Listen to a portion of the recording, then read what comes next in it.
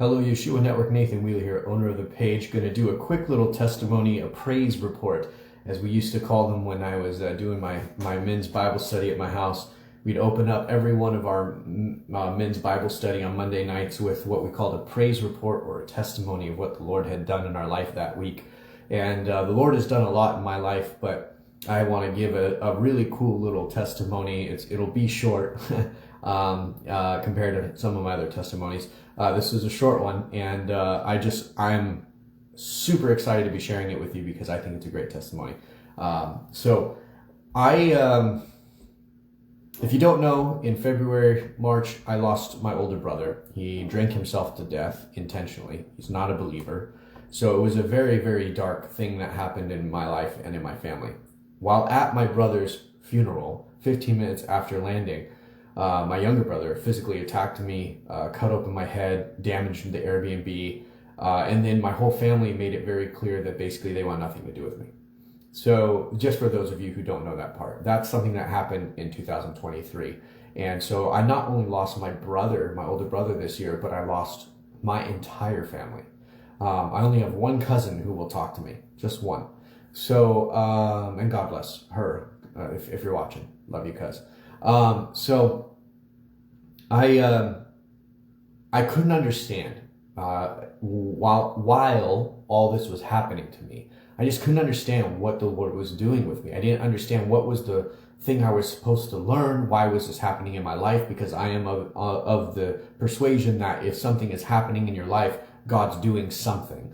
I'm not under the persuasion that God is a meanie and that he just likes to punish us. And if you read the book of Job, I think you will highly relate, if you've had a rough life, that sometimes it does indeed feel, though, God is just picking on us and he's just making life hard for us because he wants to see how much pain we can endure. And clearly, if you read the entire book of Job, you see that that's not the case, that there is a plan, that there is something to it, and that it often is not always just for us. There's not just something there to gain for ourselves through the struggles that we go through, but there gets birth from the experiences we go through, a testimony. And like the book of Job, it exists for all of us to read all these thousands of years later, and it blesses all of us who read that book. It blesses us so much to know that somebody who God loved, somebody who sought after God, who was chosen by God, can relate to our struggles in life. And so because he had to go through that very difficult thing, and because it was written about and documented, it ended up being a blessing for thousands, millions and millions of lives for thousands and thousands of years. Well, I believe that the Bible makes it clear that when we go through things, it is because the Lord is doing something similar with us. Maybe not on the same global, outreach as what Job's story has had over the last couple thousand years, but for those who we come in contact with personally. Or maybe you write a book, or maybe you send out a letter or something to people, and that might reach people farther than you will ever know. Who knows? But I do believe that testimony is not just a gift that we get, but it is a gift to be given to those who we come in contact with. And so when I was going through this season, I was really struggling, and I couldn't really understand, and I was not getting clarity from the Lord on why these things were happening in my life, why my family hated me. And I even asked one of my family members, which was my brother's wife, ex-wife, the one who died, his ex-wife. I said, why did my older brother hate me so much? I mean, it was clear that he hated me. But never in all of our life did he ever tell me why he hated me. And she says, he told me many times he hated you, but he also would not tell me. And I got that kind of confirmation, but I had no answer. There was no closure in my heart, and I felt like there was nothing I could do, and I feel that I tried very, very hard. Now, this is not the testimony. I'm just setting the stage for the testimony you're about to hear. There is another thing that happened to me about 5 years ago where I kind of lost everything I had built over the course of my life, really.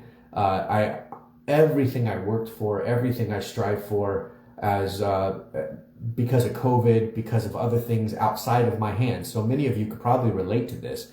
Because of the world being shut down for almost a year and a half, 2 years, I lost really a lot of my life, a lot of everything I had built. I lost everything, really.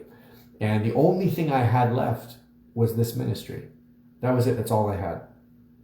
And I am super, super blessed to have this ministry. I am unworthy. I am a wretched sinner. I am the chief sinner, as Paul would say. I think for 2020s, I am right up there with Paul in the sense that I know better. And we just read in Luke 1 that, when you know better, you're held at a higher level of accountability. And I know better. And I still get mad at God sometimes. I know he's there and I know he loves me, but when I don't have understanding, I get mad at him as if I have any right to ever be mad at God about anything. And that again makes me relate to Job. He lost everything and he didn't do anything wrong, and he was trying really, really hard every single day to be right with the Lord, to have the Lord's favor. I honestly felt like I had done that. And then I felt like for doing that, God punished me. He punished me. And then he kept punishing me. And then he kept punishing me. And even though there was many days over the last 5 years that I did not want to come on here, I did not want to minister, I did not want to be a blessing, I knew that it was the only joy I had in this world. I knew that it was the only thing worth getting up for was his name, his glory, his truth. And so I did. I woke up every day and I went through. But if you know the poem Footprints, where it talks about how you are walking with Jesus or Yeshua, and there comes a point in your walk with him on the beach of life, on the sands of life, and there comes a point here and there where maybe you look back and you see there's only one set of footprints. And those happen to be often the seasons where we look to Christ and say, why did you abandon me? Why did you abandon me, God? Why did you leave me in those seasons where there's only one set of footprints in the sand? And the poem explains that those one footprints were the times when God was carrying us. And so I knew that God was carrying me. I knew that I was in a dark era of my life. But over the last 5 years, I was in the darkest era of my life. And to point something out, because this is what this testimony is about, part of my testimony is I had heard from God my entire life. I didn't know that humans, normal humans, I am human, but normal humans didn't hear from God like audibly, that didn't like know, they didn't have like a day in, day out relationship with God on a regular basis their whole life. I didn't learn that until I was 14 years old, and I brought it up at a Thanksgiving dinner, and my family made me feel very weird for saying that we do have such a relationship. And they were like, no, we don't. And I was like, yes, you do. You're just being silly. And then I actually learned that most people didn't have the experiences I had.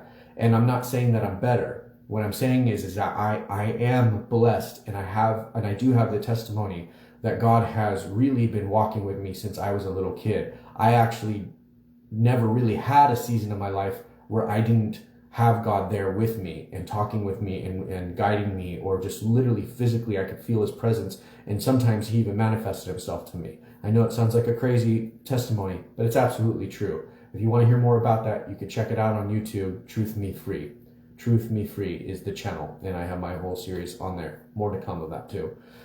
So that was my life. I just always had God there. I could always talk to him. He would talk back to me. I mean, super crazy detailed things about like when my dad was going to die, the scenario, how my friend Ryan was going to die 4 years in the future. I mean, to the detail, the age in which he'd die and how he was going to die.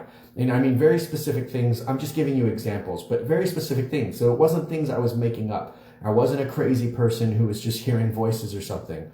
So I was super blessed, and I didn't know it. I really didn't know it because I was spoiled. I never knew what life was like without God there. I wasn't always a Christian, but God was always there, and it took me finally reading the Bible to understand which God was the God that was with me. Who is this God that's with me? It took me reading the Bible front to back when I was 24 years old to actually realize who the God was. So that happened, and then I obviously became a believer. So when I had this really dark stage of my life that started about 5 years ago, around 2019, I was not really hearing from God anymore.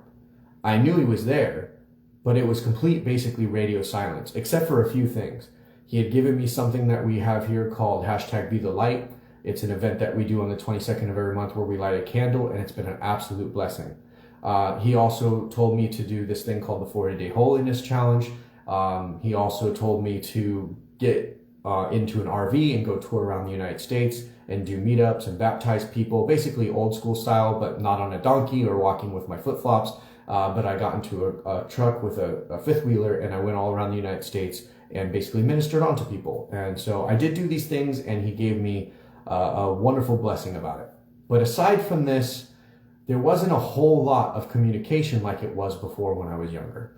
And it hurt because I wondered, one, I feel like I had been attacked. I had reached, things were falling apart. My life was being ripped from me. I felt like Job style, like things in my life that were good, that I worked towards, that I strived to make holy and righteous unto the Lord, were being ripped from me. Not by anything I did. So I'm like, well, and then I got radio silence from him. I wasn't hearing from him like I used to, and I didn't understand why. There was a part of me, to be honest, that I thought maybe it was because I was getting old. And the Bible says that young men have visions and old men have dreams.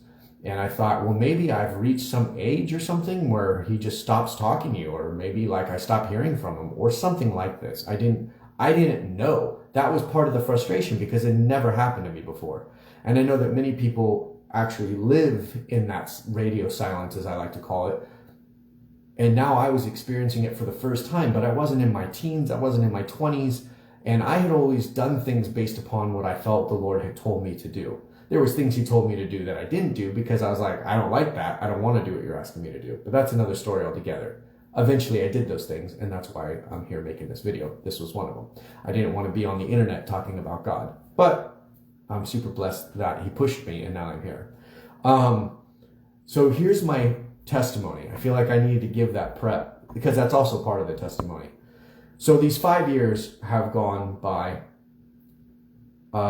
and when I thought like I really couldn't take any more bad news or any more disasters or any more just negative things in my life, my brother dies from drinking himself to death.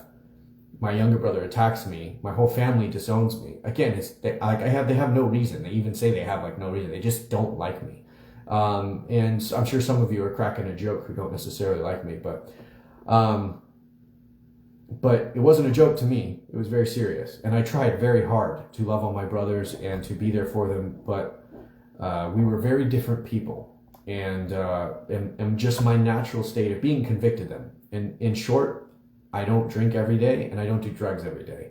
And I've always been that way. I've never been a big drinker. I've never been a drug user. So I never could relate to my family, and they're big on that.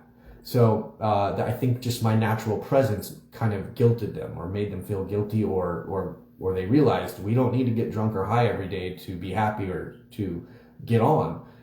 And Nathan here proves that. Well, that sucks. We don't like him around. He makes us feel bad. I'm persuaded that that's what the situation was. So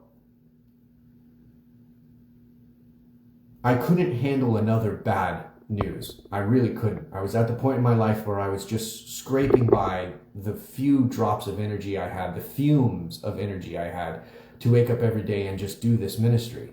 And this was the only time I felt good, was when I was making videos, or I was, praying with you guys, or anything with you. Just anything to do onto the Lord was the only time I felt remotely human or capable of waking up in the day. If I didn't have the Lord, I don't think I'd be here right now, for sure. I know I would not be here if I didn't have the Lord and the totality of the Bible. I know I would not. I would be dead. So, after this happens, I get to a very dark place, the darkest place I've ever been in my life. And while I'm in this super dark place, it's more radio silence. And I had to make a choice that I had proclaimed on this channel and in this ministry that I would make, which is that even if he slay me, I'd still proclaim him. Even if he hated me, I'd still proclaim him. And I don't think God ever hated me, by the way. But even if he did, I still would proclaim him as good and righteous and the only way to salvation and our Savior and our Lord. I would still do that. So I actually had to deal with that choice. And I wasn't hearing from him. and he was slaying me every single day. And about 1 month after my brother died and my family disowned me, I was losing the place that I live. The people that own the place that I live, they were selling the place. They had to sell it. And, good for them. They had to do what they had to do. That's good for them. But I didn't have the means to buy a property, of my own or anything like that to homestead in or grow food and prepare for end times or anything like this. And that was what I had worked for with my companies and my career. Most people work towards those things for like a family and kids and this and that. Everything I worked towards since I was about 20 years old was I believed always that the end times were going to be coming in my lifetime. I just always felt that was the case. And I had always researched and studied about surviving, filtering water, how to start fires with sticks, Boy Scout stuff, survival stuff, yada, yada, yada. Well, I worked really, really hard. And I mean, I gave up my life. When other people were out having fun and going on dates, I was working. I wasn't giving myself a paycheck. I was reinvesting my money into my business, but not for the sake of money, not for the sake of the business, but because I wanted to take as many people with me as I could. I wanted to be able to purchase land and I wanted to build homes for as many people as I could. I knew that people were spending time behind the television and going out and having fun and barbecuing and bowling and softball and football and soccer. And I knew that people weren't preparing for end times like I was. And I was okay with that. I was happy that people were out there enjoying their lives. For me, enjoying my life was preparing for end times. And so when I lost everything, I felt like the Lord had kind of redeemed me in a strange way. He redeemed me by allowing me to live on this property that somebody else actually owned. I didn't own it. I just worked it and I was like a part of it. And I was kind of like working my portion, right? Like the more I worked and the more I got it together and I built like a garden and grew food or whatever it was that eventually I was planning to do was going to be my contribution to this kind of end time property, this homestead. But things just didn't work out. And so it was like, I felt like God was teasing me. I felt like he was dangling a carrot. Go, look what you would have had if your life hadn't gotten derailed or I didn't rip everything from you. You would have been able to buy this. You would have been able to be offering this opportunity that's being offered to you. You would have been offering it to other people. But now you're the one who it's being offered to, and you're a guest in somebody else's home. You're a guest in somebody else's property. And it ate at my soul. Every day I woke up and every day I worked on this property and every day I looked out the window. It was the most beautiful place I'd ever seen in my life. It was so stunning and I was super crazy blessed. To anybody on earth, from the richest person to the poorest person, anybody on earth would have been absolutely blessed to have stayed just one day at this place. And I knew I was blessed to be there, but I was also dying inside because I knew that somehow, some way, something in my life broke, and that no matter what I did at this place, it was never going to be mine. And it ate at my soul. It really destroyed me. And so I then get the phone call 1 month almost to the day after my brother dies. And it says, and the phone call is, hey, we have to sell the place. You got to find a new place to live. Most likely you have about 2 months. And in order for me to move, I actually needed like a year to prep. I mean, I'm living off of a minister's, donations. I don't have a nest egg or anything like that because I lost it all with my company and so forth. So I'm like, this is the worst news at truly the worst time. And it's not like these people knew that. It's not like the people who owned it, first of all, they had no need to think of me in the selling of the home. They need to sell it, they sell it. It's their home. That's the benefit of being the owner. But, and they weren't mean about it. They were trying to help me and they helped me in every way they possibly could. So, and I consider them absolutely very close friends. So, but the news came at the worst time for me because I thought it was God's way of kind of saying, I took everything from you, but I'm going to give it back to you in just a way that is different than you ever imagined. But it's still what you were working towards, but you're not going to own it. And I thought, wow, how interesting how the Lord works that way. But it ate at my soul, like I said. So now fast forward to I'm hurrying, I'm packing, I'm trying to also, be the best steward I can be while being in this really horrific headspace to the property, get it ready to be sold and so forth. And I'm still not hearing from God. I don't know where I'm going to move. I don't know how I'm going to live. I don't know how I'm going to get first and last month's rent. I don't know how I'm going to do anything. I can't park my truck. I had a big old farm truck, a F450 dually. I mean, the thing was ginormous. I couldn't park it anywhere. It was ginormous. It was like a real working truck. I was like, I don't know how I'm going to live in the city or where I'm going to live with this thing. And I was like, what am I going to do, Lord? Like, you're not answering me. You're not talking to me. It's been radio silence for 5 years, and then this, and then another thing and another thing. And I'm like, I'm telling you, Lord, I can't handle it anymore. And at the exact same time, the neighbor I had became friends with next door to that property I was living on, the Paradise property, as I like to call it, as I was living on the Paradise property, I became very good friends with a neighbor. And that neighbor said, I know about your online ministry, and I see you, and I know what you do. And he says, would you come and join me for this for this prison ministry? And I was like, prison ministry? I've been wanting to get involved in prison ministry since I became a believer, but just seemed to never work out. I never got involved with the program, and I never got licensed to where I could go to the prison. So yeah, I'd absolutely like to go. Well, for the first year I lived there, it just didn't work out. It just didn't work out. I tried to go to the meetings, I tried to go to the classes, but my schedule was all over the place, and I was having my own life issues. I couldn't go. Now I'm selling the house. Well, I'm not selling it, but the house is being sold and I got to move. And he comes to me and he says, hey, the classes are coming up for the prison ministry. Do you want to do it this year? And I'm like, I don't know where I'm going to be living. I don't even know if I'm going to be able to stay in Tennessee, which I want to do. I don't know if I'm going to have to move somewhere else. I have no idea what my future looks like. But I was like, you know what? I want to serve the Lord in this way. And I've been wanting to add prison ministry to Yeshua Network for a very long time. So you know what? I'm going to commit to some way, somehow, at least being there to go through the course to get, certified so that I can go into the prisons. I'm doing this. So I committed to him doing it. Now, meanwhile, I don't know where I'm going to live. And I am at my absolute lowest. I'm telling you guys, there's not even fumes that I'm running off of. I don't know exactly why I'm getting up every day.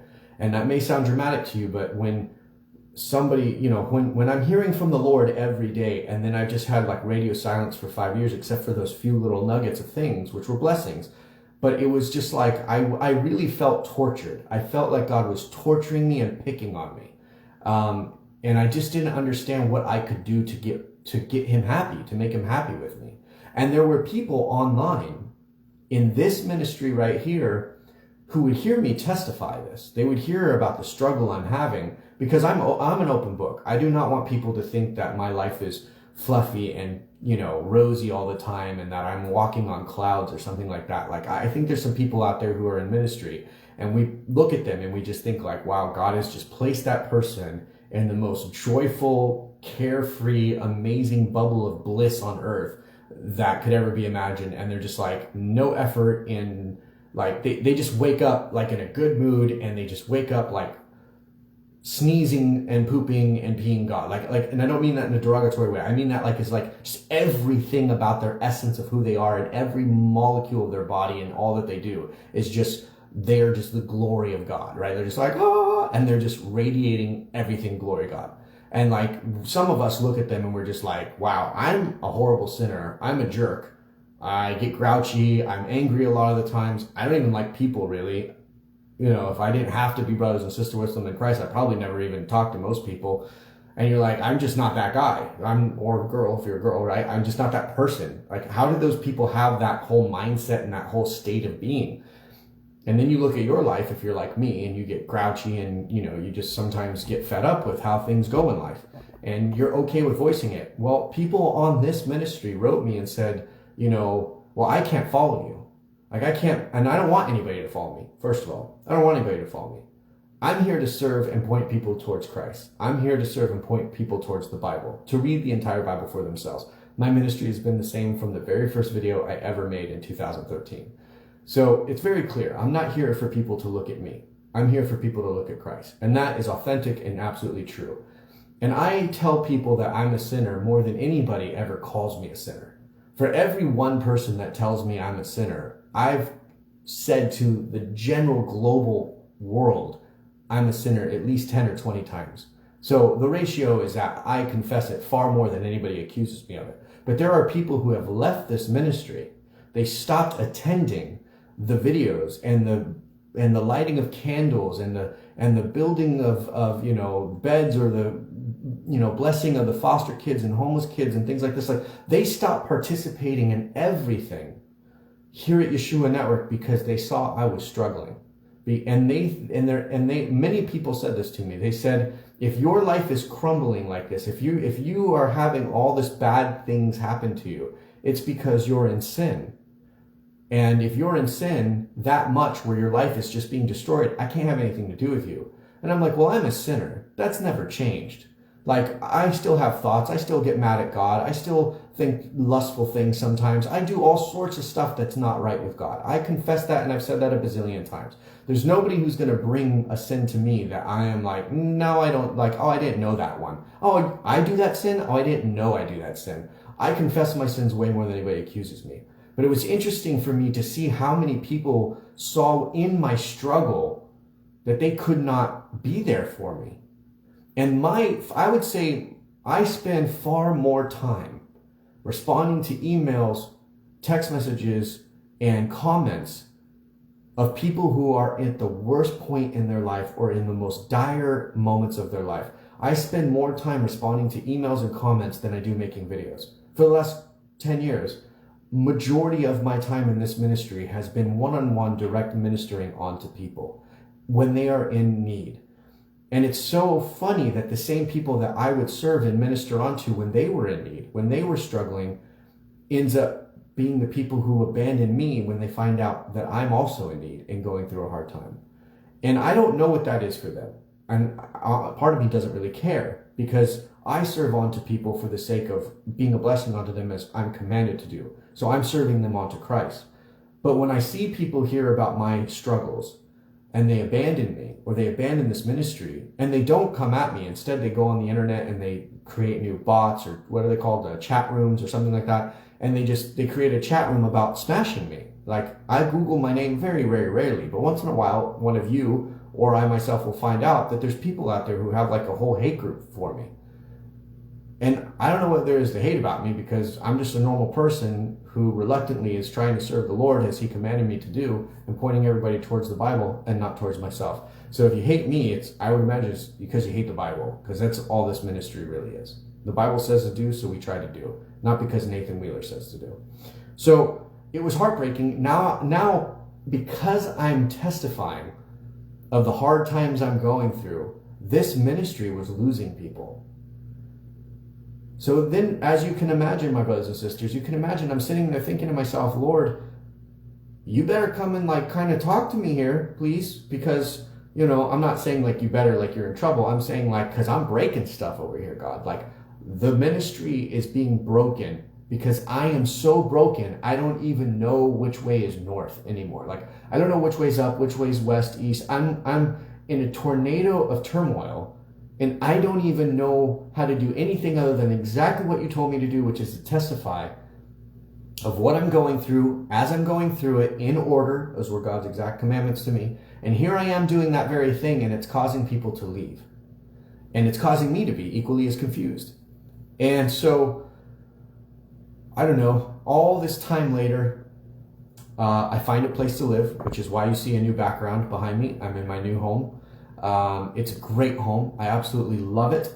It's nowhere close to the, massive, beautiful paradise I was in, but it's small, and it's a rental. I don't own it. I'm not a landowner still, but, it's my rental, and I'm going to do whatever I have to. I'm going to get a 9-to-5 job. I'm going to, do whatever I have to make sure that my bills are paid. I am not relying or going to do, fundraisers or any kind of crazy thing, or whatever they call them, those campaigns all the time here at Yeshua Network to get you guys to pay my bills, right? And I appreciate anybody that makes donations, but I appreciate it when you make a donation specifically because the Lord put it on your heart to donate. But I am going to take my time And I'm going to do what I have to do, whether that takes time away from Yeshua Network, whether it takes time away from answering your emails. I'm going to take time to get a job, to 9 to 5, maybe more hours, depending, because most likely my resume is going to be more of an executive job. So I might be putting in 80-hour work weeks for all I know. And I'll be doing ministry as often as I can. But the one thing that I don't want to do is I never want to be a financial burden on anybody, and I never want to be the type of person who, I don't know, I just want to be able to be a blessing in all my ways. I don't want it to be a stumbling block. That's the word I was looking for. I don't want to be a stumbling block. And I found out that, I found out there was a couple who was very active here at Yeshua Network recently. They have been for years, but recently they left because they found out that some of you had gotten together to do like a Let's Buy Nathan a Home fundraiser. I did not ask anybody to do it. To the truth of God, I never asked anybody to do such a thing for me. And they think I did. They think that it's just kind of like a scam I'm running or something like that. I hardly have ever shared it or ever posted about it. As any other ministry I see where they post almost every day or every other day some type of make a donation here. At the end of every video, make a donation, make a donation. If you support us, make a donation. Visit our Patreon, sign up for a monthly subscription and get extra, more powerful, secretive knowledge. I've never done that in the 10 years I've ever done ministry. Not once have I ever done that. And I've had multiple people who I love and who I know love me say, but you should do that because you work massive amounts of hours. You spend majority of your time ministering on Yeshua Network, and you're not making the normal living any normal person would make doing that. And people were like, so it's okay, like you can do what everybody else is doing. But when other people got together to even suggest to make donations for me to have a home that I could own, it actually caused somebody who I had baptized. I had washed their feet. A couple I had baptized and I had washed their feet. They had come to the meetups and they cried being so thankful that they found this ministry. And when they saw that, they accused me of being a charlatan. They even said I was going to hell. And it's just like, this is the kind of thing that and money is always a thing for believers. And I get that. Like, it's always a thing in ministry. I hate money. Like, I hate it. And so, but I have worked really hard in my life, and I want to have nice things, and I want to have preparations for end times, and I one day want to have a family. And right now I'm single, never married, and no kids. So I want to work towards that. And I can't rely on anybody else. I can't put that on anybody else to financially support me. I just can't. And the Lord said it's okay for me to ask for donations, so I asked for donations on the ministry for the sake of the ministry and to help me out, sure, but really for the ministry and for the things that we're doing. I have no problem asking for donations for the prison people or for the kids and the orphans and foster kids. Like, I'll ask for donations for that all the time, but it's asking for donations for me that causes my spirit to feel sick. And for the very reason of what just happened. I lost friends. I lost brothers and sisters in Christ because somehow the devil whispered that I was evil to them because somebody else wanted to do donations. For me personally, I'm evil now. So I had gotten to a place where I said, I don't care what it's going to do to my time. I don't care what it's going to do to my schedule. I don't care. And this sounds bad, but I don't really care what it's going to do towards the ministry because I'll have to figure that out. But I'm going to do what I have to do. I'm going to get a job. I'm going to do all these things. And then we'll figure out the rest. God will figure out the timing and give me the energy to do ministry. Or he'll have other people step up to do the ministry stuff if I can't do it. So, and I trust in that 100%. I trust that the Lord will provide ways. So I don't have a job right now. I just moved into my place. I have no furniture whatsoever. I don't have a washer and dryer. I mean, I have like nothing. I have like 2 chairs and I have foldable camping tables. So I have nothing, and I'm happy. I'm super happy. And I have my desk. I didn't have a computer monitor. I now have a computer monitor. It arrived yesterday, and I have a new desk because the desk I had at the house before wasn't my desk. So, this is all blessings, right? Now that I'm in my new place, I've made this choice, and I said, Lord, I understand that maybe you'll never talk to me again the way you did. And that was a really hard thing. I know this is a longer testimony than maybe you thought. But I feel like this all ties in, and you're not going to get the punch of the good part of the testimony coming here. The punchline, if you will, wouldn't hit as hard if you didn't have all this understanding. I got to this place in my heart where I said, Lord, I'm just going to live life like a normal person. Because now I felt normal. You're not talking to me all the time. I know you're there, but you're not talking to me all the time. You're not guiding me in all these different ways like you used to. You're not telling me things about people every which way that I go. So I'm just going to live a normal life. And if you get mad at me about it, then maybe you'll talk to me. I don't know. But I'm not hearing from you, so I'm just going to do it because I don't want to feel sick about myself. And that was the thing I realized. I didn't want to feel bad about myself because my family hated me. I didn't want to hate myself because my family hated me. I didn't want to hate myself because my ex-pastor and my brothers in my men's Bible study hated me because of lies that were shared to them. I hated myself for things I didn't do wrong, but because other people had opinions or ideas or believed lies of things I did wrong. I hated myself to the point where I didn't want to live anymore. I felt it would be better for God for me to not be in the world because I seemed to be this vortex of just stumbling for people. Like I stumbled my whole family. I couldn't talk to them about God because it was coming from me. They couldn't receive anything from me. Many people who saw the struggle of my fellowship here or my struggle to even do ministry here, because this is a totally new avenue. Nobody I know has ever done online ministry. I was the first person I ever knew who did online ministry. And even the big names have reached out to me and asked me to coach them and help them, which I have done. And they still perceive me as more successful online than they are. And some of them are bazillionaire ministers. And I don't know what I'm doing. And I hate myself for that because I feel like God should have given this to a famous pastor. He should have given this to somebody who's famous or already plugged into a global denomination or something. He shouldn't have asked some guy in Hollywood who was an entrepreneur to do this. I hated myself for being the wrong person for God's calling. And that leads us to where we were when I finally moved into my place. No furniture, no nothing, just 2 chairs and a camping little table thing, foldable metal table thing, and no computer. I couldn't even get online to really do ministry. I had to do everything through my cell phone. I have no internet even still. I'm using my data service on my cell phone right now just to make this video. And that's another reason why I haven't made a lot of videos, is because while I do have unlimited data, the unlimited data today is not really unlimited. They throttle you and slow your internet down way hard after you reach a certain number. And I know that I'm gonna lose, my data is gonna go away before my internet probably arrives. So that's another reason why I wasn't making a lot of videos and why I kept driving all the way to Alex's to do our entire Bible read-through series we do on Wednesday nights. So here I am, and I'm finally starting to go to the prison ministry. I'm driving to the very first class, and I have surrendered to the Lord as I preach others to do. I was praising his name, I was singing his songs, I was testifying of his goodness all through my valley of the shadow of death. I was always saying how good God is. I was always saying he's gracious and merciful and loves us. I was always saying how much the Bible is true.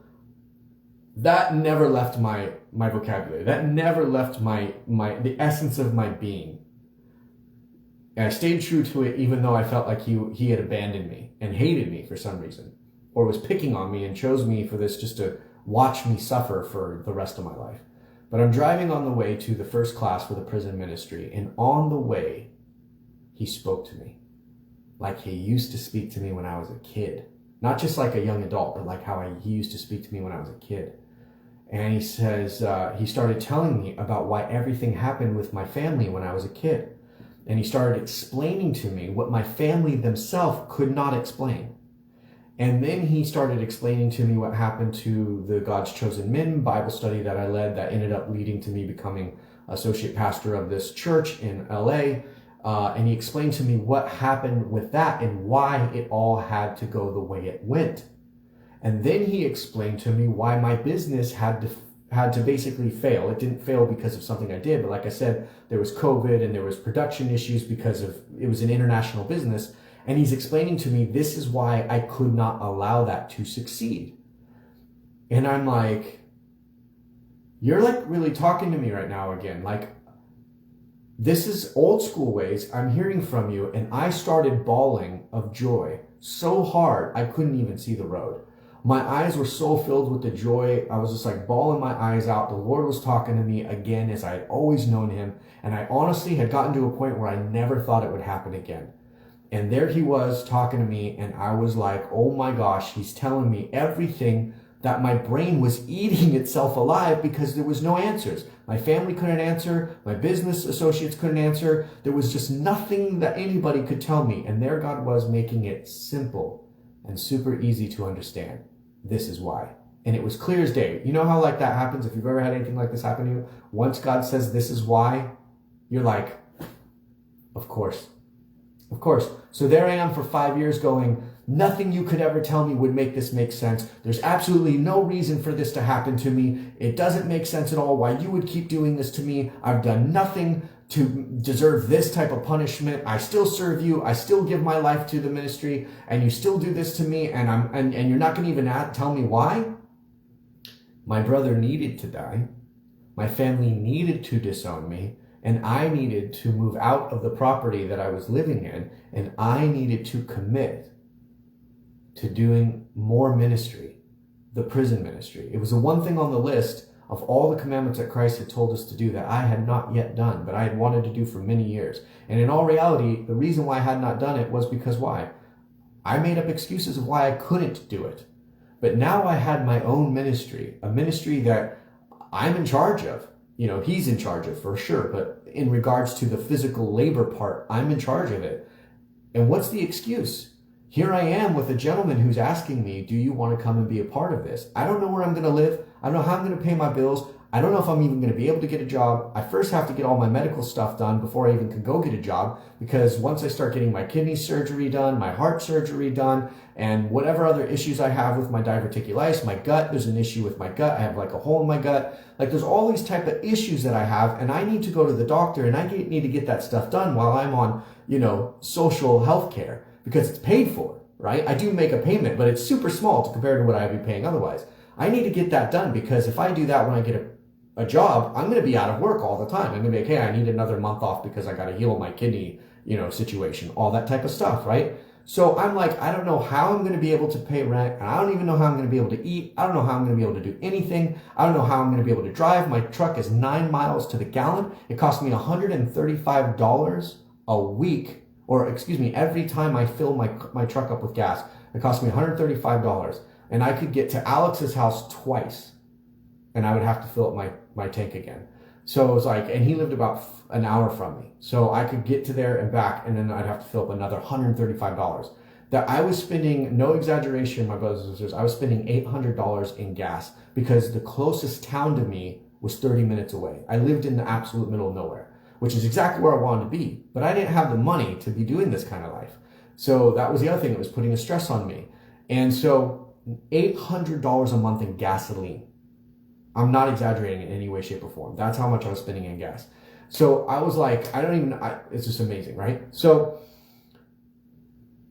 bringing this all together, I'm like, I don't even know what I'm going to do, but I'm going to do this prison ministry. I committed to it. Now, I have talked about many times how the Lord doesn't do something until we make some type of physical demonstration of faith.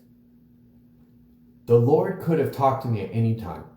He could have talked to me in the middle of the night. He could have talked to me when I was showering. He could have talked to me when I was making breakfast, anytime. But I was about halfway to the first class of getting my certification for prison ministry. And for the first time in 5 years, and really to this degree in like 10 years, he really spoke to me again. And he made my entire life make perfect sense.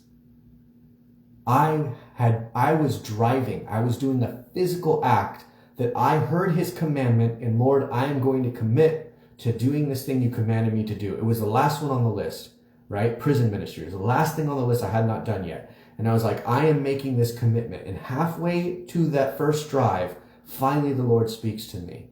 And he tells me everything in my life, my childhood dramas, my midlife dramas, my family dramas, my business dramas, everything in my life makes absolute perfect sense. And just having it make sense gives me an absolute peace of mind. He lets me know you're not broken, Nathan. Your life isn't a mistake. I didn't make a mistake. He's saying to me, I didn't make a mistake in choosing you. I didn't make a mistake in your life. I didn't make a mistake in knowing that you were a pain in the butt and you continue to be a pain in the butt. I didn't make a mistake knowing you were a sinner. You probably continue to be a sinner until I either come or you die. One of the two, you're always probably going to be a sinner. Like, you're just a sinner, okay? That's why I died on the cross. He's just making it all clear. He's not saying that he approves of my sin, ladies and gentlemen, but he's saying that he knew who I was before he chose me to live this life. And he says, it's not a mistake. It seemed like a mistake for you your entire life, but it's not a mistake. Here's why. And wow, I knew it was the truth. It was just pure and simple. And that's how you know it's from God. It's just pure and simple. Bawling my eyes out, get to the ministry. I'm super challenged by just the fact that I just perceive it's a very different world than what I'm used to, because I'm just not a churchy type of person. And it has a very churchy feel, the Kairos thing. And God bless it. It's great. I have only nice things to say about it. But for my personal nature, it was challenging my flesh, challenging my spirit as well. Not just my flesh, but my spirit as well. And I said, I'm going to stick with it, Lord. Second class I went to, I had to actually step out. It challenged me so much. I stepped out, walked to the parking lot, and I prayed to the Lord. I said, Lord, I'm praying to you not because I want to get out of here, but I'm praying to you because I want you to tell me, was this just to see if I'd show up? And do you want me to stay and see this through? Or is the fact that I've shown up and now that I'm finding out some things and seeing some things I don't like, do you want me to leave? Because I don't want to stay in it just for the sake of staying in it. I only want to stay in it if you want me here. And he makes it very clear to me he wants me to stay and finish it out. I was like, okay, thank you, Lord. So that's part of the testimony. I think already you can see how amazing this is. Now, roll with me on this, okay? This is we're wrapping up this testimony here. And here comes the punch, right? The good punch. I think anybody watching this video right now could be thinking to themselves, if I had heard from God like basically every day for my whole life, and then I kind of just stopped hearing from him like 1 year, and it lasted for 5 years, and then one day I heard from God again, I'm thinking this question: how do I know I'm really hearing from God again? Is anybody asking themselves that while they're listening to this testimony? Are you asking yourself, like, if you could see me in real life, would you be asking me, Nathan, how do you know though that you really heard from God and it wasn't just your brain like putting the pieces together and it all just kind of fit in and it made sense to you, so you're like, okay, that's God. Like, how do you know? Funny you should say that. So because I had gone so long without hearing him, I actually thought, what if I've snapped? What if I've completely, totally snapped and I'm like just thinking I'm hearing from him, and kind of like my brain is I was in a bad place. So I'm like, maybe I just snapped, and like now I'm just thinking I need to hear from him so badly because my life is just, there's no direction, there's no light and no tunnel, right? There's not even a light at the end of the tunnel. There's not even a tunnel. I'm just in complete oblivion. I don't know which way is anywhere, right? And I'm like, that's a good enough reason for me to snap enough to think maybe I'm not hearing from God. It's just my own thing, my own inner understanding and thoughts and voice, right? After the first class of the prison ministry, I went to Alex's wife's play. She directed and produced a play. And the play was basically the Passion of the Christ on stage. It was like the telling of the Passion of the Christ movie, but just a play version of it, right? And there was only two showings of it in one day. And those two showings, I went to both of them, and they were both after the first class of the prison ministry. So roll with me. I wake up at like 6 a.m. I do my morning routine, shower, shave, get ready. I don't shave this part. Shave, drive, do my whole thing, get breakfast, get my coffee. I'm driving to, the first class. God speaks to me. I'm bawling my eyes out. I go to the first class. It's not as impressive because it's the first class. I was like, I don't even know what's happening, but I'm just super blessed God spoke to me today. I leave there, go to the first play of the Passion of the Christ. I watch that play. It's amazing. I hang out with my buddy Alex for lunch between the second performance. I go back, I watch the second performance of the Passion of the Christ. After that, I normally would stick around and I'd, fellowship, because it was a Christian play. I'd fellowship with all the believers. I'd meet the people. I'd celebrate the fact, that I know the director and she did an amazing job, like absolutely Broadway level show. It was unbelievable, like truly knocked it out of the park. Everybody in the audience was bawling their eyes out, in a good thing, because it's the Passion of the Christ, right? And so, but normally I'd stick around. But for some reason, I want everybody to hear these details.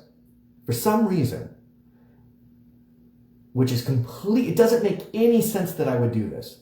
For some reason, I knew that I must leave at the very moment that I was leaving. I was like, listen, the play was amazing. It was fantastic. You did a great job. I know I'll be seeing you again. I need to drive home. I need to go home now.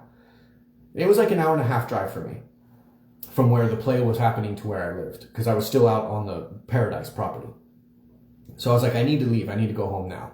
And I don't know why. I could totally have hung out and drove home and everything would have been fine. But I was like, I need to leave now. So I get in my car, I'm driving.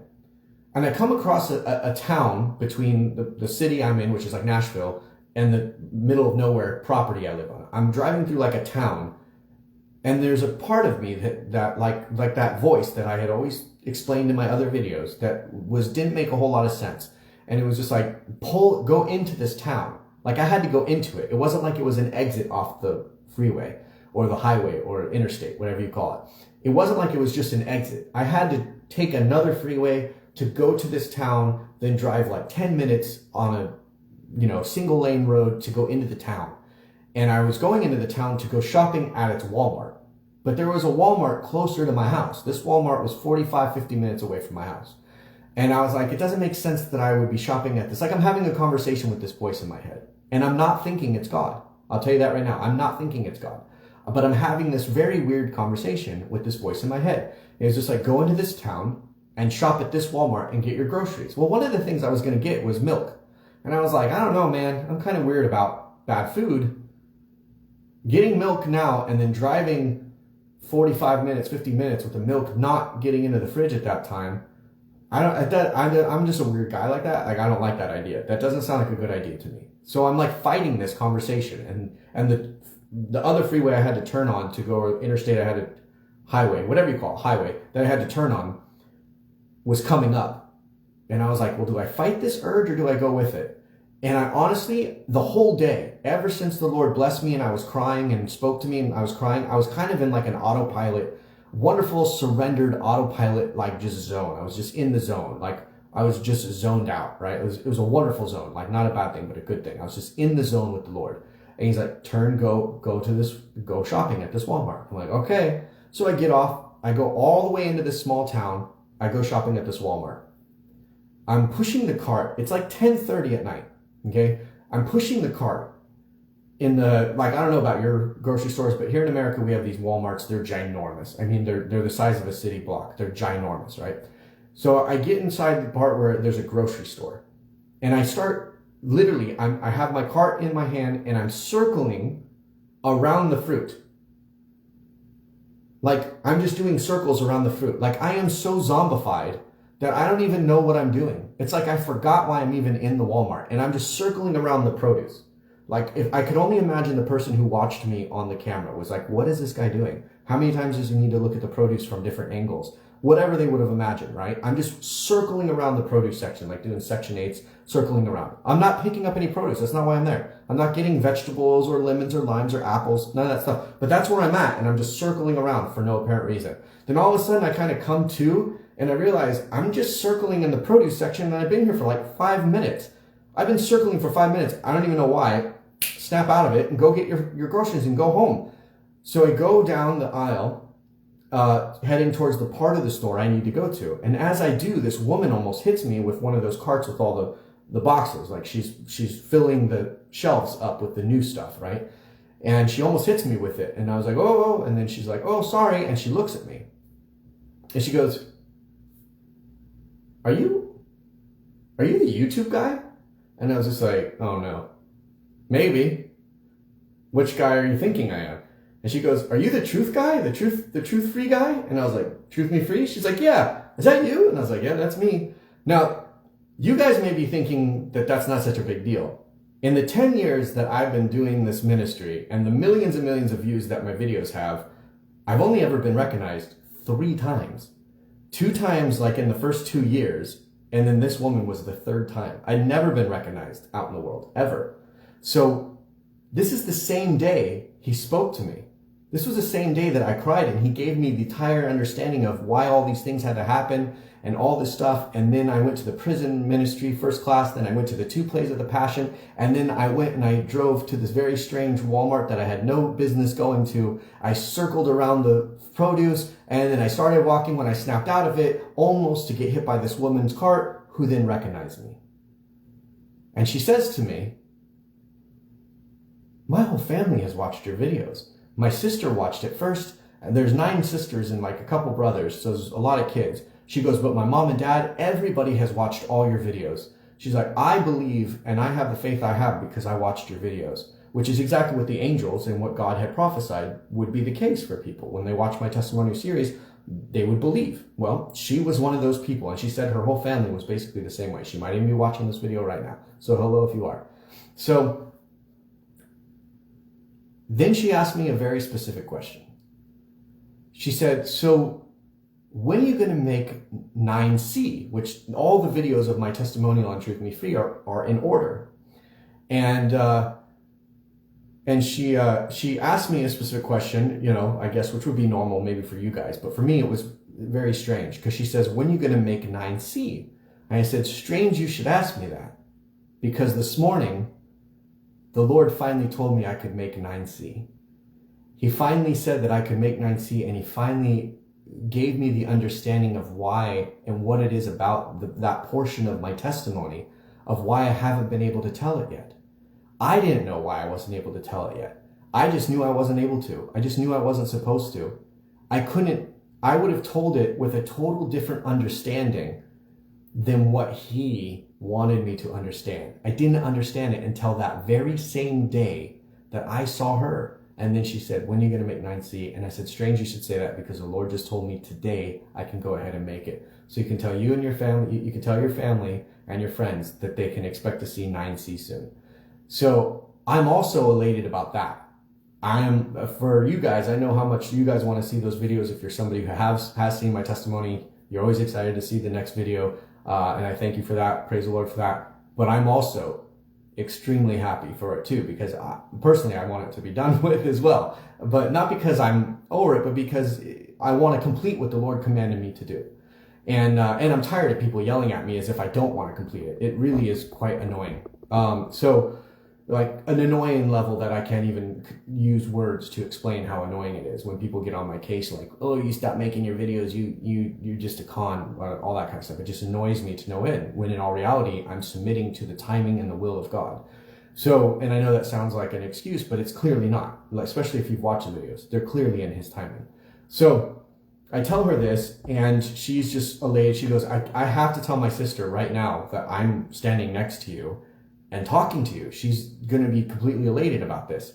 And I was just like, "Well, okay, cool. Tell her I said hello." And so as I'm talking to her about that and telling her family hello, I see this guy walking with a full cart, and he's headed towards where the checkout aisles are. And he looks at me, and I look at him. We catch eyes. And it was a friend of mine who I had been meaning to get a hold of, who lived in Los Angeles, and we were friends and we worked together. And I knew he had moved to Nashville, but I didn't know what part, I didn't know where he was, I didn't know if he had the same number, and I was like, I want to get a hold of him, but I know he moves to Nashville, and he was a good guy. He's one of the good people in LA I wanted to be in touch with. And it's been 2 years, and I've been thinking to myself, I gotta go to where I think he is. I gotta see if I can find him, maybe look him up on the internet or something. I gotta basically, search for this guy and see if I can find him. And there he was. While I'm talking to her, he's walking by me in this Walmart 50 minutes away from his house. This Walmart is nowhere near his house. And this is what he tells me. He says, "I was sitting with my wife on the couch tonight. We were watching TV, and I just knew I had to get out of the house." And she goes, "Where are you going?" And he goes, "I don't know. I just have to get out of the house." So he gets in the car and he goes driving around. I don't know for how long, he never told me. And he ended up, there's a Walmart by his house. My brothers and sisters, he lives in the city. There's a Walmart and a grocery store or a Kroger or whatever, or something, or Whole Foods. There's something by his house. He lives in the city. I live in the outskirts. Closest city's 30 minutes away from me. He lives in the city. There's a Walmart right by his house. He tells me this while we're all sitting there, right? She's sitting there with her cart of stuff. He's sitting there with his stuff to get ready to check out. I haven't even put a single thing in my basket yet. But he catches eyes with me. We lock eyes. He's like, no way, you're here? I'm like, you're here? I knew you were here. I wanted to talk to you. He's like, we got to exchange numbers. I was like, absolutely. So we reconnected. And she goes to him. She says, are you a Truth Me Freer? Do you know his YouTube channel? He goes, Truth Me Freer? A what? His YouTube channel? What? And then he goes, oh yeah, those spiritual videos that you made? And I was like, yeah, that's what she's talking about. I was like, she just recognized me. And anyways, yeah. And I was like, so that's the thing. He's like, yeah, I think I watched a few of those. He's like, I'll have to check them out. I'm a Christian now. Unbelievable. He's a Christian. He has a wife and they just had a kid. And he lives in Nashville, right? So I'm like, this is unbelievable. Then he goes to tell me that he doesn't know why he's shopping at that Walmart at 10:30 at night. He's got a whole basket full of stuff and he doesn't know why he's shopping there. The Walmart's nowhere near his home. And so it's like, I don't know why I'm shopping here either. It's nowhere near my home. So you guys, when you ask me things like, how do you know that God had told you? Like, how do you know that that was God speaking to you and gave you the whole outline of your life and why your family issues and why you had to do this and why the company thing and why the ministry thing and all this? Like, I don't have to wonder. And I've testified of this before. When it's God, he like removes the doubt. He makes sure that you don't sit there and go, well, was that really God? The chances of me being recognized at anywhere. And I went to this Walmart where this one woman would recognize me and she asked me the very specific question of when's 9C? And I was like, strange enough, that's what I got told I can do today. And this guy who I've been trying to get a hold of walks up and he ends up being a Christian now and we can connect and we can fellowship and all this. Like, and why did I circle around the fruit, you may ask? If I had not circled around the fruit, there'd be a very, very good opportunity. I would have walked right past that woman. She didn't have her cart loaded up yet. I would have walked right past her. God was waiting for me and her to collide because that's how she recognized me. She almost hit me with her cart and I almost hit her with my cart. We like literally almost bumped, right? And then had she not stopped me on the main aisle, if we stopped mid-aisle, middle of the aisle, right? I wouldn't have seen my friend walking towards the checkout because we stopped on the main walkway. And that was how I was able to catch eyes with my friend. And if I had not been standing there, like just standing there, like talking to her, not shopping at the same time, I wouldn't have seen him and recognized him. And he wouldn't have recognized me. So this is how I know beyond the shadow of a doubt that while on my way to my first prison class, the Lord spoke to me again like he did when I was a kid. And I'm telling you the truth, he's kind of been doing it every day since. The littlest things. There's like all these little things that he's been doing, just like he used to do. They're not huge. They're not parting the Red Sea, big things, but they're just these little things where it's like I feel him and I know he's there and he gives me these like, hey, think about this or do this or try this thing. It may not make sense, but just do it. And then I do it and it ends up being a blessing. It's happened more times in the last month than honestly I could probably even count. I haven't even been keeping like a record or a journal of them. They're just happening. I expect it now. And it's just a super blessed thing. Like just little things. It's unbelievable. So this was the testimony I wanted to give you.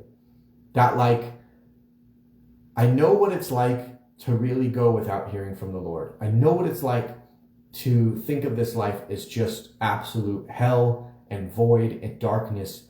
I know what it's like to have the absence of God. I know what it's like. I didn't before, but he gave me that. That's part of my blessing now is that I now know what that's like. And I pray I never have to experience it again. But now I also know why it's so important that I pray that people who are experiencing that absence or that void, it's super important. I'm going to start adding to my prayer for people that he really come into their life to the point where they don't have to ever question whether he's there with them, that they will know he is really there with them, right? It's just like, I realize that it's probably the most important thing. Like, and if you're somebody who has lived a life how I've spent the last 5 years of my life, like I am praying with the desperation of my own soul to hear from him in those 5 years I now transfer that desperation onto you, and I pray, Jehovah, in the name of Yeshua, by the blood of Yeshua and the resurrection and the promises therein, I pray for every brother or sister who's watching this video who says, me, Lord, I want to know you are there. I want to feel you. I want to experience you. I want to hear from you. I want to just be guided, and I want to surrender to you, and you drive you drive the car of my life. You take the wheel of my life, and you guide the directions and the ways of my life. For anybody who's really, really wanting that from you, Lord, I pray you would give it to them. I pray you would make yourself known and revealed. And I pray that you don't just stop with them, but that it spills off of them and onto all those around them. I pray this with the desperation of that voided years of my life. I really mean this. And I'm believing for it. I'm believing that as he has returned unto me when I was not worthy, I was probably the worst being I could possibly be, because I was so, I had given up on him. Not that I had given up on salvation, not that I had given up on his word being true, not that I had given up on him being my Father God, but I had gotten to the point where I felt that I must have done something so wrong, and I must have been such a disappointment to him that he changed his mind about me. And I surrendered to that. I surrendered to the fact that God was never going to love me again, how I believed he had always loved me, or how the Bible said he loved me. I trusted that in the cosmic end of things, he would love me again when I got to paradise with him. And I would hope that I'd get to paradise with him. But I didn't. I had lost the hope. I'd surrendered to the fact. To me, it was a fact that he would never return to being in a relationship with me on earth as he had been in prior years. And so I mean, this is a massive revelation for me. It is a massive testimony for me, and I am so blessed. And if you are the woman from Walmart and you happen to see this video, whether it's on YouTube or whether you watch this on Yeshua Network or anywhere, just leave a comment saying, I'm that woman. This guy's telling the truth, and his friend did walk up while we were talking. Just let people know it's real. Because I know your sisters are watching. So also, if you're the sister of the woman at the Walmart and you see this, say, I'm that sister of that woman at the Walmart. Just say something so people know that I'm not just a guy making this story up. But yeah, I hope you guys enjoyed this testimony. I know I've enjoyed telling it to you. I know I've enjoyed living it. And God is good. And he really, really, really never gives up on us. And if you have had some really dark times and some really lonely times, long periods of abandonment from what you feel is the Lord, and nothing makes sense, I can only testify that he's doing something. And the single set of footprints you see in the sand, they're not your feet. You are not walking alone. He is carrying you. Even though you're the one who's tired, and even though you're the one who feels like you're dragging, yourself every inch, every day, scraping by to wake up and get out of bed and do anything in this life. It doesn't make sense now if you're in that place, but I am telling the truth. He's carrying you. In those seasons, he's carrying you. And I know he'll bring you through it. Stick with him. Keep testifying of the truth. And I hope that not just my words tonight and in this video are a testimony, but I pray for anybody who's watched my ministry over the last 5 years, who has seen my physical action of ministry over the last 5 years.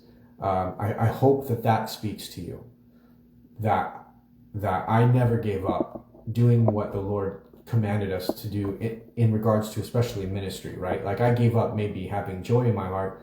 I gave up thinking he was ever going to be in relationship with me again, but I didn't give up doing what he told me to do, right? In regards to his work.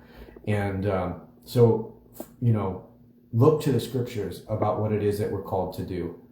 And when radio silence happens, just continue to do that thing that you may not feel it. It may not be all fluffy, wooey. It may not be solving all your problems. It may not be making your life make sense. But because you know it's in scripture, you know it to be true, do it. The Lord's doing a thing. And you don't know what fruit it's going to bear. And you don't know when it's going to bear. Yeah, just keep walking. Exactly, Julianne. Just keep walking. Just keep swimming, as Dora would say, right?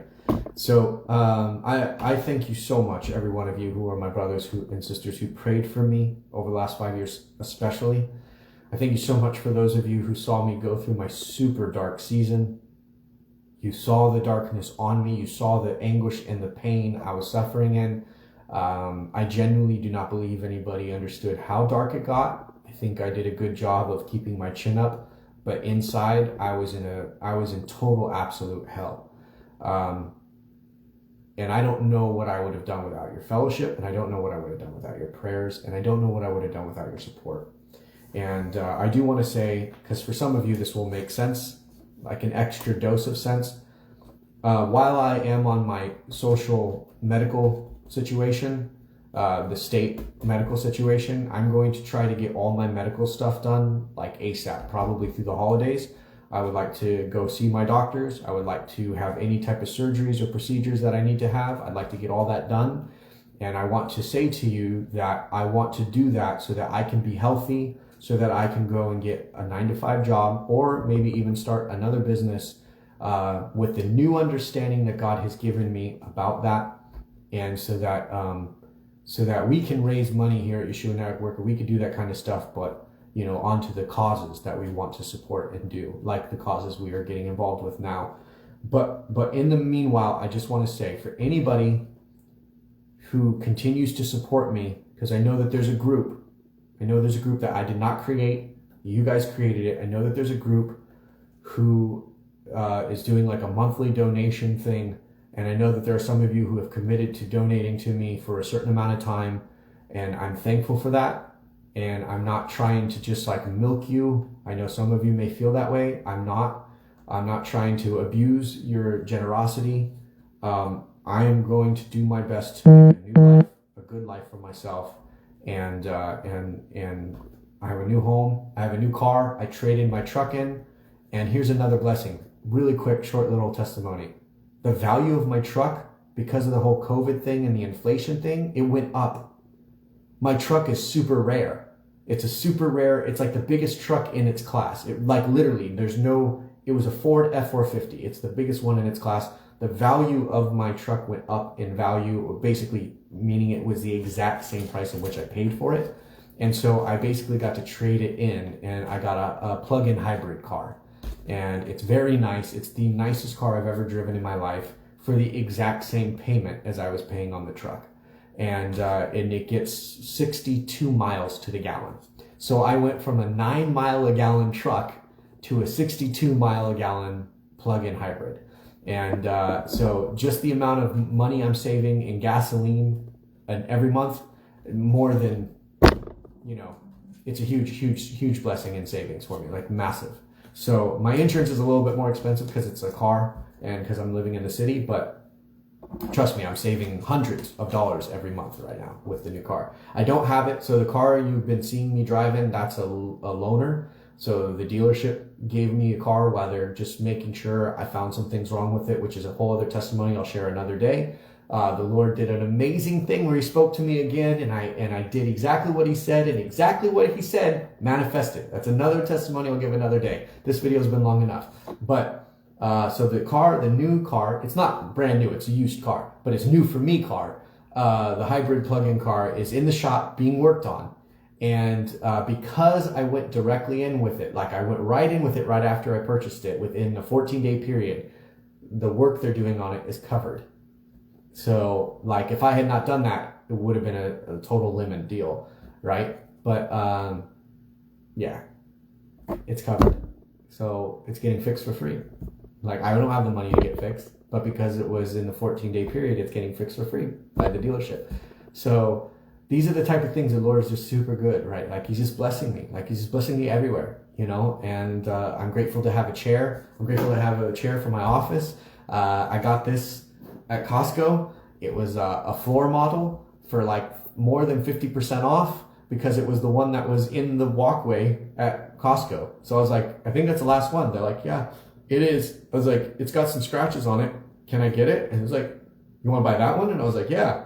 And they're like, let me talk to the manager. The manager comes out, he's like, hey, you can buy it, like 60% off, because it's scratched and it's little, and it's been around for a while, whatever. And I was like, deal. But I'm super happy because I didn't have to put it together when I got home. So I was like, this is the greatest day ever. I got a chair for like 60% off. Nice chair. Because the other chair at the old house that you saw, that wasn't my chair. Because I came from the RV. I didn't have anything. So, I mean, I have stuff, but they're little knickknacks. But I have to start all over again. So it's like, it's a really a fresh new start. New house, new car, new office chair, new office, new computer monitor, new desk. Lord's blessing me, guys. You might think that those things are silly. But anybody who's ever had a fresh new start, you know that it matters. These little things psychologically give you the sensation that the Lord is doing a new thing in your life.